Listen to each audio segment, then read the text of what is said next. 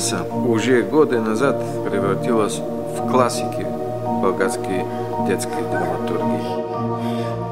Она создана где-то 30 лет назад, но она свежа, современна и никогда не потеряет глубокий хуманизм, который в нее заложен. В творчестве Валерия Петрова всегда взаимоотношения между поколениями. Пожилые люди и самые маленькие, те, которые сейчас начинают знакомиться с этим миром.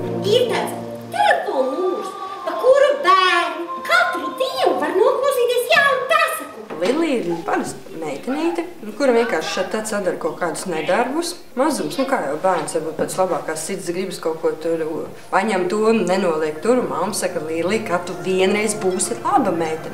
Un, lai viņa būtu laba meitene, tad viņa dodas savā pasakā un meklē brīnumu pērlīti, kas padara cilvēkus labākus. Ja viņu atrod. Она хочет быть добрая.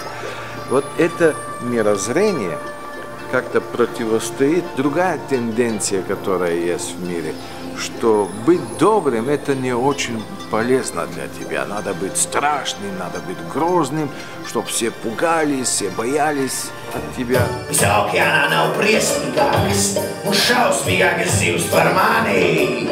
И вот эти две тенденции мирозрения встречаются, и каждый борется за того, чтобы наказать, есть такая или нет.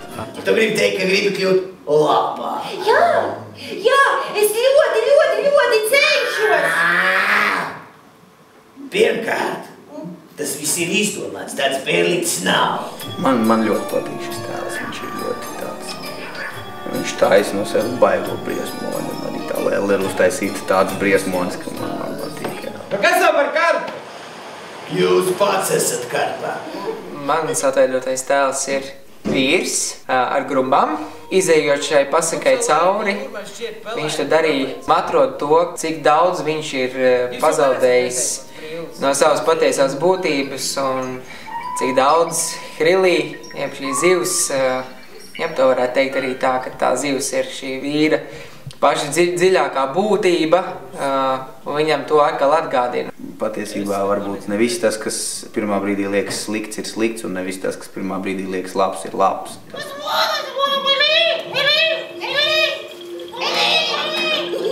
Paldies, Lilija!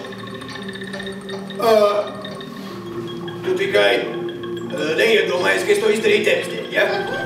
Может быть, на самом деле ее не найдешь, физическая перла, но она существует глубоко в тебе.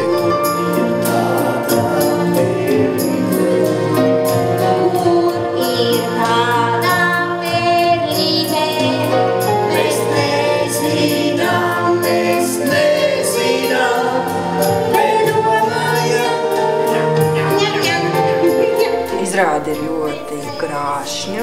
Ir šis brīnumainais trīsdimensionālais efekts. Tas būs tāds tā kā konfekti, bildes ziņā. Ilgušiem atkal es saku, ka viņiem ir jānāk skatīties tieši tāpēc, lai viņi atcerētos par lietām, kuras katram no mums ir svarīgi, kuras mēs esam pazaudējuši. Izrāde par tīrām vērtībām, par to pašu draudzību.